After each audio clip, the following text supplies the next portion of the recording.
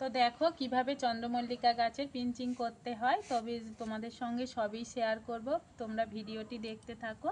তো দেখো এইভাবে এই মাঝখানের এই পাতাটি মানে কেটে দিতে হয়।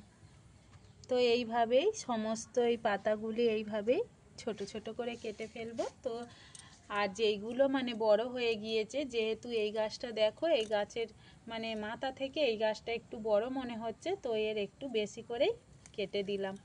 যেহেতু এই গাছটা মানে শেপ আনার জন্য, সব মানে ডগাগুলো শেপ করার জন্য যেগুলো বড় হয়েও রয়েছে, তো সেইগুলো একটু বেশি করেই কেটে দিলাম।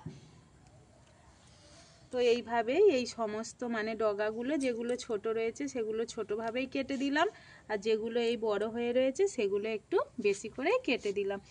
আর দেখো যেহেতু এই বাড়িগুলো কী জন্য দেয়া হয়েছে, তো এই বাড়িগুলো দেয়া হয়েছে গাছটা যখন আরও বেশি ঝাড় হবে তখন এর তলা থেকে মানে তারের সেই রিং বলে, সেই রিং দিয়ে মানে ঘিরে দেওয়া হবে, যাতে না গাছটা বাইরে হেলে যেতে পারে।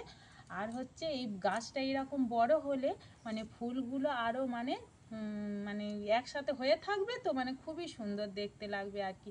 ওই জন্যে যেহেতু এই বাড়িগুলো দেয়া হয়েছে, আর এই এর গাছ আরও বড় হলে এর তলা থেকে রিং দেয়া হয়ে যাবে, যার জন্য এই মানে বাতাগুলো এইভাবেই কেটে নেওয়া হয়েছে। তোমরা দেখেই বুঝতে পারছো এইগুলো হচ্ছে বাঁশের সেই বাতাগুলো কেটে কেটে আমরা 4 ভাগে ভাগ করে নিয়েছি, তো সেইগুলোই এইভাবে দেয়া হয়েছে।